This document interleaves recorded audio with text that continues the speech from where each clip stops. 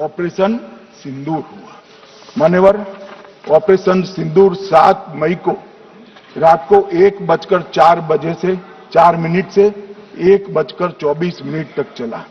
उसमें पाकिस्तान के 9 आतंकी ठिकानों को ध्वस्त कर दिया और पूरी दुनिया ने इसके दृश्य देखे। साहब, इससे बड़ा संयमित हमला नहीं हो सकता।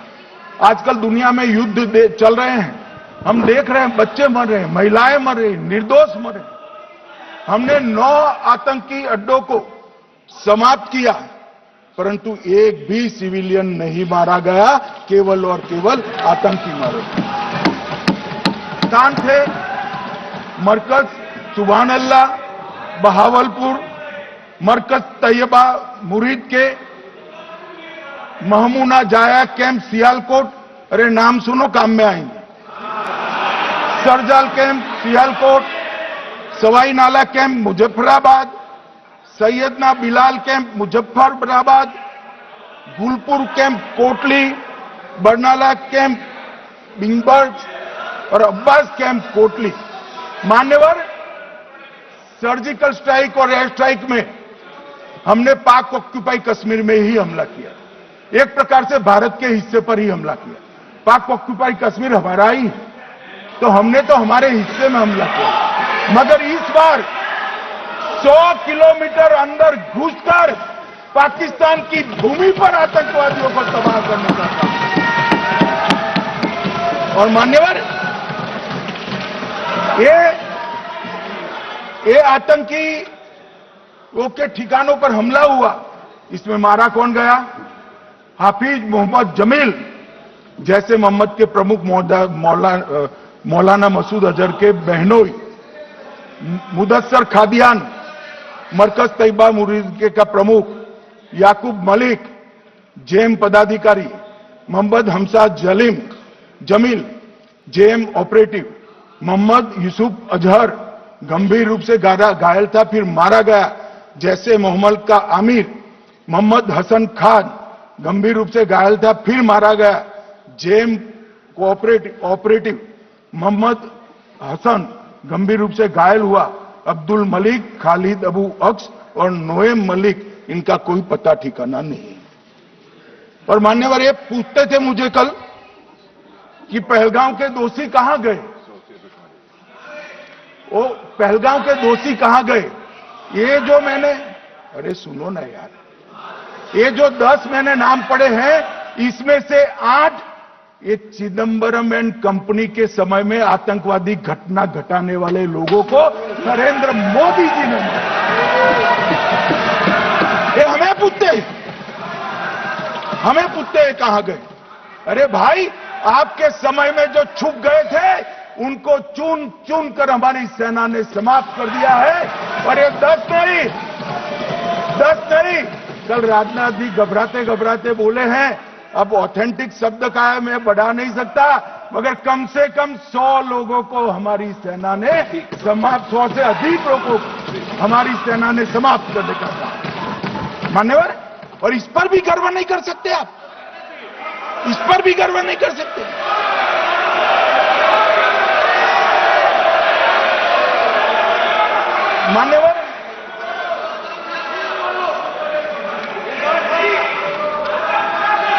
मान्यवर, 7 मई को 1:26 पर 22 मिनट पर ये हमारा काम समाप्त हो गया। हमारे डीजीएमओ ने उनके डीजीएमओ को बता दिया कि भाई, हमने आतंकवादी हमलों पर स्थानों पर सिर्फ हमला किया है, इनके हेडक्वार्टर पर हमला किया है, जो हमारा आत्मरक्षा का अधिकार है। पूरी दुनिया इसको एक्नॉलेज करती है। ऐसा नहीं हो सकता है मनमोहन सिंह के समय की तरह कि वो आकर मारेंगे और हम चुपचाप बैठे रहेंगे और जाकर चर्चा करेंगे। ये नरेंद्र मोदी सरकार, ऐसा नहीं हो सकता। डोजियर बेचते रहेंगे। मान्यवर, उरी में हमला हुआ, हमने सर्जिकल स्ट्राइक किया। पहलगाम में हमला हुआ, एयर स्ट्राइक करा। और अरे पुलवामा में हुआ, एयर स्ट्राइक करा। और पहलगाम में हमला किया 100 किलोमीटर अंदर जाकर 9 अड्डों और 100 से ज्यादा आतंकवादी को समाप्त। मान्यवर, अब देखिए, हमने तो हमला किया था पाकिस्तान स्थित टेररिस्ट ठिकानों पर। अब पाकिस्तान से गलती हो गई, टेररिस्ट ठिकानों पर जो हमला किया था उसको वो अपने पर का हमला मान बैठे और पूरी दुनिया में कहते थे कि हमारा टेररिज्म से कोई लेन देन नहीं है। ये तो अब ऐसे ही ग्रुप करते, हम तो विक्टिम है, जो मनमोहन सिंह ने सर्टिफाइड भी कर दिया था कि ये भी विक्टिम है। मान्यवर, मगर दूसरे दिन इनकी श्रद्धांजलि का कार्यक्रम हुआ और पाकिस्तान को मालूम नहीं पड़ा कि ये पूरी दुनिया देखेगी। सेना के आला अफसर उनके नमाजे जनाजा में उपस्थित हुए, उनके जनाजे को कंधा दिया और ये सारे आतंकवादियों के जनाजे के जुलूस के अंदर पाकिस्तानी सेना, इनके अफसर, आईएसआई के अफसर, वहां की पुलिस के अफसर अश्रुभीनी आंख के साथ जुड़े थे। और मान्यवर, ये सिंदूर ने पाकिस्तान को पूरी दुनिया में एक्सपोज कर दिया कि पाकिस्तान के अंदर टेररिज्म स्टेट स्पॉन्सर्ड टेररिज्म है। ये पूरी तरह से, मान्यवर, पूरी तरह से एक्सपोज हो गया। 8 मई को पाकिस्तान ने हमारे रिहायशी इलाकों में हमला किया, हमारे सेना के अड्डों पर हमला किया, मगर एक भी मिसाइल से उनका कुछ नुकसान नहीं कर पाई। बहुत नजदीक से की हुई गोलाबारी के कारण हमारे एक गुरुद्वारा टूटा, एक मंदिर टूटा, कुछ हमारे नागरिक हताहत हुए। और दूसरे दिन 9 मई को मोदी जी ने सेना को हुक्म दिया, एक मीटिंग करी, राजनाथ जी, मोदी जी, एनएसए, सेना के सारे अध्यक्ष, और जवाब देने का तय किया और उनके 11 एयरबेस को क्षतिग्रस्त करने का काम किया। मान्यवर, 8 एयरबेस इतने सटीक तरीके से तोड़े गए, पाकिस्तान की पूरी एयर डिफेंस सिस्टम धरी की धरी रही, कुछ नहीं कर पाई।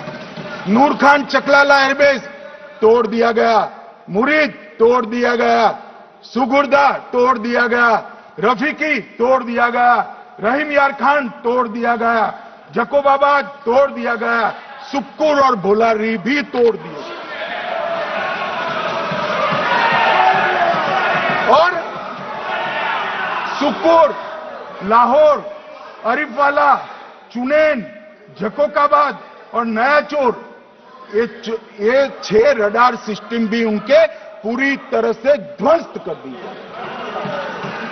2 surface to air guided weapon Lahore और ओकारा में इनका जखीरा भी समाप्त कर दिया गया। और मान्यवर, ये हर चीज में पॉलिटिक्स करते, हर चीज में। जब उन्होंने हमारे रिहायशी इलाकों पर हमला किया, फिर भी हमने इनके रिहायशी इलाकों पर हमला नहीं किया, सिर्फ इनके एयरबेस और एयर डिफेंस सिस्टम को निशाना बनाया और उनकी आक्रमण करने की क्षमता को पंगु कर रख दिया। हमारी पूरी सेना, पूरी वायुसेना, पूरी नौसेना अक्षुण्ण थी और उनकी हमला करने की क्षमता को हमने छिन्न विछिन्न कर दिया। पाकिस्तान के पास शरण में आने के अलावा और कोई चारा ही नहीं था। इसलिए मान्यवर, इसलिए 10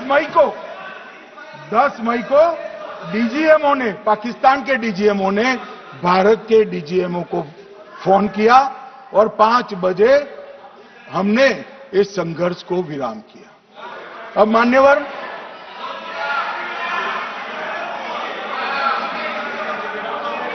ये लोग कल सवाल उठा रहे थे कि इतनी अच्छी पोजीशन में थे, आपने युद्ध क्यों नहीं किया? युद्ध के कई परिणाम होते हैं मान्यवर, करना न करना वो सोचकर करना पड़ता है। मगर मैं इसी देश के इतिहास से कुछ घटनाएं बताना चाहता हूं। 1948 में मान्यवर, कश्मीर में हमारी सेनाएं निर्णायक बढ़त पर थी। सरदार पटेल ना बोलते रहे, जवाहरलाल नेहरू जी ने एक तरफा युद्ध विराम कर दिया। और मान्यवर, मैं बड़ी जिम्मेदारी के साथ कहता हूं, मैं इतिहास का विद्यार्थी हूं। पाक ऑक्यूपाई कश्मीर का अगर अस्तित्व है तो जवाहरलाल नेहरू जी की ये युद्ध विराम के कारण है। इसका जिम्मेदार जवाहरलाल नेहरू है। मान्यवर, 1960 में सरदार पटेल ने विरोध किया था, गाड़ी लेकर आकाशवाणी तक गए थे, घोषणा न करते दरवाजे बंद कर दिए थे।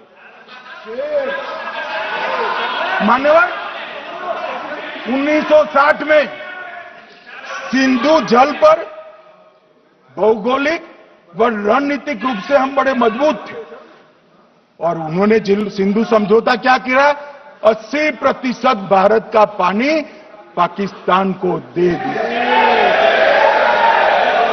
मान्यवर, 62 के लड़ाई की बात मैं बाद में करता हूं। 65 की लड़ाई में हाजीपीर जैसे स्ट्रेटेजिक जगह पर हमने कब्जा किया था।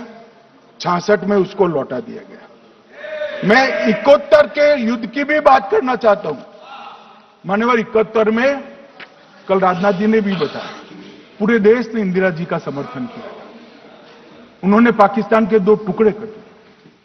बहुत बड़ी विजय थी भारत की और सदियों तक भारत इस विजय पर गर्व करेगा। हम सब भी करते हैं, हमें कोई आपत्ति नहीं। मगर हुआ क्या मान्यवर, युद्ध की विजय की चकाचौंध में क्या हुआ?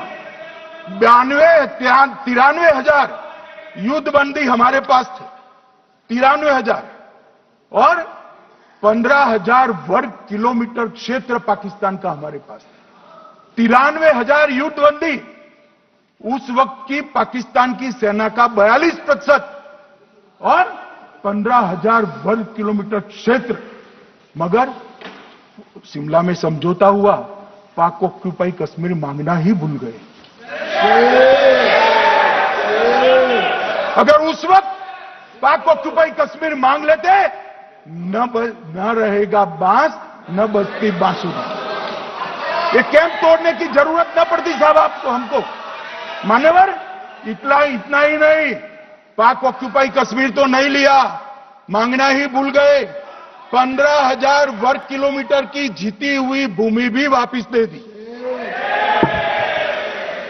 तय हुआ था पाकिस्तानी नरसंहार के लिए युद्ध अपराध न्यायाधिकरण बनेगा, नहीं बना।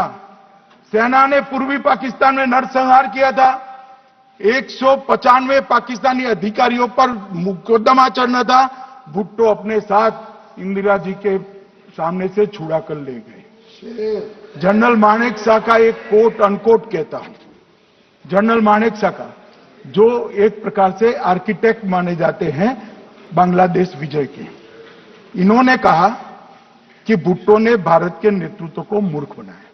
अब जो शब्द है, मैं आप कोट अनकोट है, इसमें मेरा कुछ नहीं है, ये लोग गुस्सा न हो सकते। I told her into bracket Indira Gandhi, Indira ji को कहा, दैट ही इनटू